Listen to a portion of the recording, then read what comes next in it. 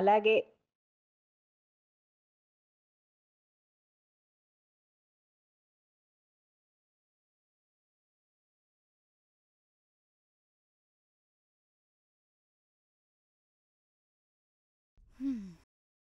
నువ్వు కొంచెం చీర కట్టుకుని రావచ్చు కదా.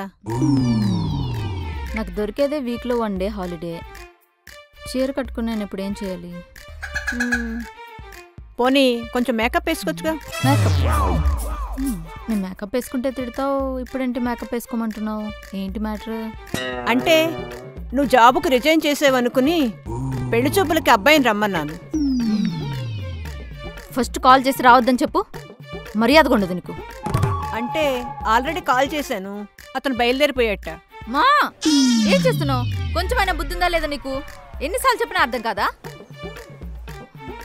సరేలే రాని, నచ్చలేదని చెప్పి పంపించేద్దాం. ఏం అవసరం లేదు, నేనే అబ్బాయికి ఏదో ఒకటి చెప్పి పంపించేస్తా. ఫస్ట్ నువ్వు ఇంట్లో నుంచి బయటకు వెళ్ళు. నేనెక్కడికి వెళ్ళాలి? మీ ఆయన ఎప్పుడు సినిమాకి తీసుకెళ్లేదని ఫీల్ అయ్యేదాను కదా, ఇప్పుడు వెళ్ళు. ఇప్పుడు సినిమాకా? మా నువ్వు ఇప్పుడు బయటకు వెళ్ళకపోతే నేనేం చేస్తానో నాకే తెలీదు.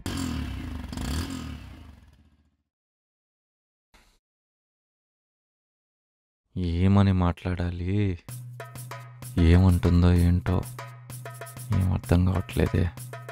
అన్నా ఏదో ఒకటి చేసి సెట్ చేయన్నా, గుర్తుపెట్టుకో మా జీవితాలన్నీ నీ మీద ఆధారపడి ఉన్నాయి, సరేనా? నేనేదో సెట్ చేస్తాను వెళ్ళు. చీపురు కట్ట తీసుకొని కొట్టుకుంటూ వీధంతా తరమకుండా ఉంటే చాలు.